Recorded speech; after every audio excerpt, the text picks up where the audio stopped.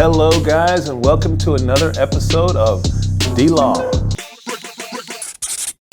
gonna keep it real with you. Today we want to talk about the legend, Johnny Manziel, and we want to talk about his rise and his unfortunate fall. A $5 million bender. He had this fear in his eyes. The money and the fame is eating him alive. You have to look back and think, were you ever going to be satisfied?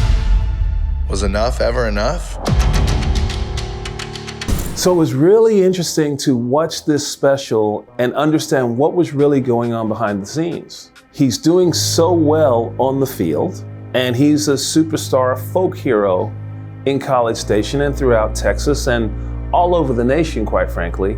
But it was really interesting to find out what was really going on behind the scenes.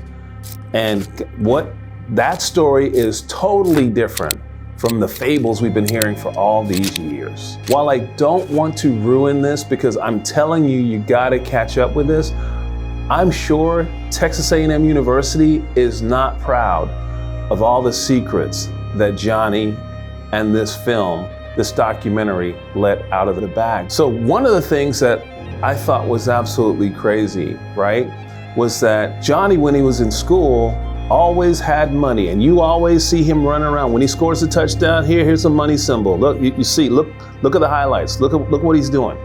He's running around and he's showing that money symbol. And he always had money. It's like, where was he getting this money from? And everyone was asking about it. And of course, we all assumed it was coming from the wrong places. And then Johnny would come out, oh, no, that's not the case. You've got to see this special to figure out, to understand where the money really came from. My jaw dropped as I'm watching this show, finding out where his money really came from, to find out his family's real history, to hear all the elaborate stories that he absolutely just made up because he wanted to cover his ass. And that's exactly what they did. They covered Johnny Manziel's ass for all these years, and now he's let the cat out of the bag. So he did so well on the field. He kicked butt. We are ranked way up there. And what does Johnny do? He goes out and wins the Heisman Trophy. Unbelievable. I got to rub all my friends' faces in it, especially all my T-SIP buddies and my sister's team in Alabama. I got to say, here, we got Johnny Football. We got this. After he wins the Heisman, we know what's next. He's going to play in the NFL, and we know he's going to get drafted high. And that's exactly what happened. He drafted extremely high and went to the Cleveland Browns. He got drafted in the first round, made millions of dollars, and now he's off to the NFL. So great, he's on his way. He's going to make millions. He's going to do us proud in Texas, or is he? So Johnny ends up going to the NFL, and he's a big bust. He's a bust. He did a terrible job in the NFL, right? And what we come to find out is Johnny only went out there and played. He never practiced. He never performed. And I was shocked to find out that Johnny didn't study game film. How can you be an NFL quarterback, a rookie, going into the NFL, the highest level of performance, and you're not gonna take the time to study? And you should figure out, when you watch this show, when you watch the documentary, you're gonna see exactly how they knew that he was not studying. Johnny's signature. This was a big problem for Johnny. And let me tell you why. As you can see, even I got into the craze. I got mine signed by Johnny, and that was a whole nother problem. Johnny's signatures. This guy comes up behind me. He's like, yo, how would you want to make $3,000? I'll turn around. I'm like, fuck yeah, bro. I got like $65 in my bank account. I'm waiting on that January stipend check. Yeah, that's golly. For $460 or whatever it was. I'm like, hell yeah, I want to make $3,000. So Johnny Manziel was going around everywhere doing shows. He was going around everywhere selling his autographs, and he admitted to it. He admitted to going to shows, making money, signing, profiting from his signature. And at this time, when he was doing it, it was illegal. It was against the rules. It was in violation of NCAA rules. Student athletes cannot profit at that level because it violates their status and he was doing this. And I can't believe he's admitted to doing this now. It is crazy. And the thousands upon that, all the money he was flashing left and right everywhere, it was nuts. And the elaborate stories he made up with regards to explaining the compensation that he had and how he was getting it, it's just absolutely crazy. He ended up turning on some of his friends, and that's really questionable, because this really shines a very different light on how I feel about Johnny and how I feel about the things that happened at Texas A&M. Don't get me wrong, we know these things happen. There's no question that violations happen every day as related to this. We know about these things. But to him to bring it to light the way that he did, to make these admissions, you can understand why his life started to turn the wrong way. And let me tell you exactly what I'm talking about. In 2016, for example, there were all kinds of allegations with him and domestic abuse with regards to his girlfriend. And a lot of those things were because, allegedly, there was some substance abuse issues. Johnny, as documenting shows you, he was a big partier. The whole time when he was at college, after college, into his NFL career, and beyond. He was partying too much. He was abusing different substances, which he talks about and admits to being involved in. And that had a huge effect on the direction of his life. The thing that was absolutely crazy to me is that his work ethic just was not there. You would think that he achieved all this success at the collegiate level, that he'd just been drafted #1 by the Cleveland Browns, that he's got so much in front of him, but he just chose not to put in the work to get better. And it's just like, why? Why would you do that? Or in his case, why would you not do that?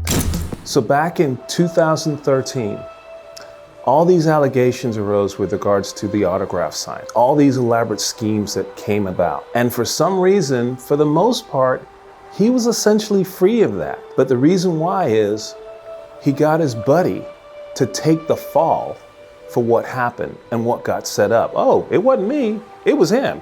It was this guy over here, his friend, his best friend, which he kind of turned on in the show. And that was just so inexplicable. Two important issues I want to bring up that we need to conclude with are these. Number one, as a student athlete, you just can't get paid. And Johnny clearly did. So he clearly violated the rules without any question. You fast forward to times now, right? Now with the NIL rules, things have totally changed. Athletes are allowed to get compensated. They're allowed to get paid for their services. They're allowed to get money at the collegiate level. And now you've got athletes like Deion Sanders' son, who just signed a $3.8 million NIL deal while he's in college. These college athletes who can now be millionaires without any doubt out in the open.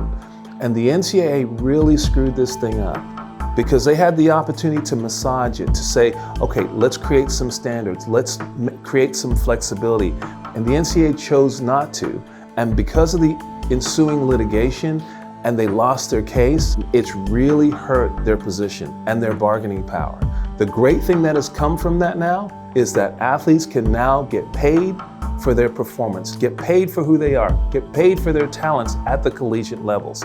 And that's changing a whole lot of things. The last point. I have to bring this up, and I want your feedback on this. Reggie Bush lost his Heisman because of some inconsistencies with money and him taking money at the collegiate level when he shouldn't have. Not anywhere near what Johnny took. The NCAA took away his Heisman Trophy because of his violations of the process at the time. What penalty is Johnny Manziel facing? He has admitted to doing substantially more infractions. Drug use, violating all kinds of laws, making up stories, and taking probably millions of dollars. And what penalty is he facing? Has his Heisman been taken away? No. Are people up in arms because of this? No. Well, I wonder what is the difference between Johnny and Reggie. Something isn't right there. There's something totally inequitable with regards to these situations. And I am not advocating for taking Johnny's Heisman away. Absolutely not. I'm a diehard A&M fan without any doubt. But there's a fundamental unfairness where Reggie has lost his and Johnny still has his. We should be lobbying to change the rules to allow some type of fairness to go on here. I loved this Netflix special. I loved it. Yes, I'm a homer. I get it. Johnny's my guy from Texas A&M and makes my school looks good. But this special was really important to me in terms of laying out the truth. Kudos to Johnny for admitting to these issues and admitting to his shortcomings and letting us know the truth that we all kind of knew to some degree, but he admitted it. I give this show, this documentary, an 8.5 out of 10. I loved it. I would watch it again, and I highly recommend you check it out. Have you seen it yet? What did you think about it? I'd love to hear what your thoughts are. What are your ratings as related to this show? What else would you like to see? I started watching the Netflix special on University of Florida. It's really interesting. I'm gonna have to follow up on that one. But give me your thoughts and comments on this one. What do you think about Johnny and the Aggies and these violations and everything surrounding it? I want to hear from you on this. I'm attorney D. Miller, and this is DLAW.